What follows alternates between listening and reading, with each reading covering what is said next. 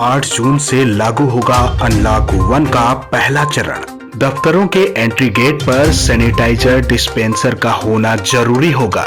साथ ही thermal screening भी करने की बात कही गई है। केवल उन्हीं लोगों को दफ्तर में आने की अनुमति दी जाएगी जिनमें कोरोना के लक्षण न हो। ड्राइवरों को सोशल डिस्टेंसिंग और कोरोना के संबंध में जारी नियमों का पालन करना होगा।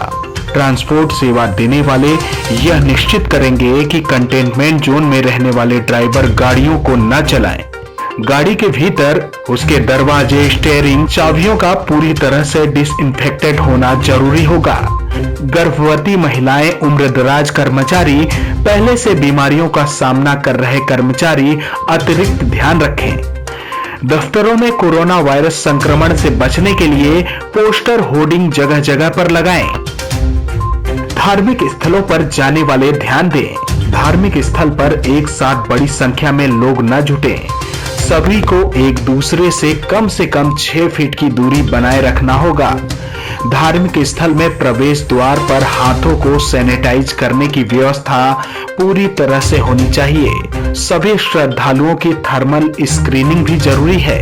बिना लक्षण वाले श्रद्धालु को ही धार्मिक स्थल में प्रवेश दिया जाएगा। अगर किसी को खांसी, जुकाम, बुखार आ रहा है तो उसे तुरंत रोक दें। जूते, चप्पल श्रद्धालुओं को खुद की गाड़ी में उतारने होंगे।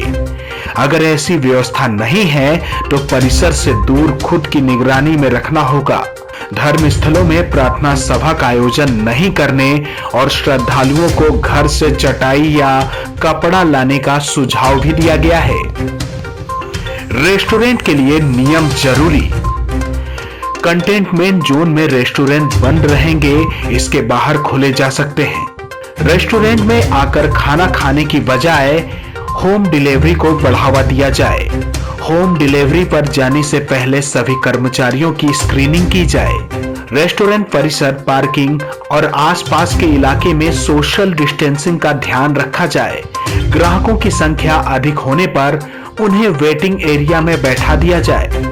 शॉपिंग मॉल के लिए क्या क्या है जरूरी? शॉपिंग मॉल में दुकानदारों को भीड़ जुटाने से रोकना होगा ताकि सामाजिक दूरी की नियमों का पालन हो। मॉल के अंदर दुकानें तो खुलेंगी लेकिन बच्चों के खेलने की जगह और सिनेमा हॉल बंद रहेंगे। होटल में उन्हें स्टाफ और मेहमानों को अनुमति दी जाएगी जिनमें कोरोना का कोई भी लक्षण न हो। होटल में सिर्फ स्वस्थ लोगों को ही प्रवेश मिलेगा। बीमार व्यक्ति को प्रवेश नहीं मिलेगा। होटल में भोजन के लिए रूम सर्विस अपनाने की सलाह दी गई है।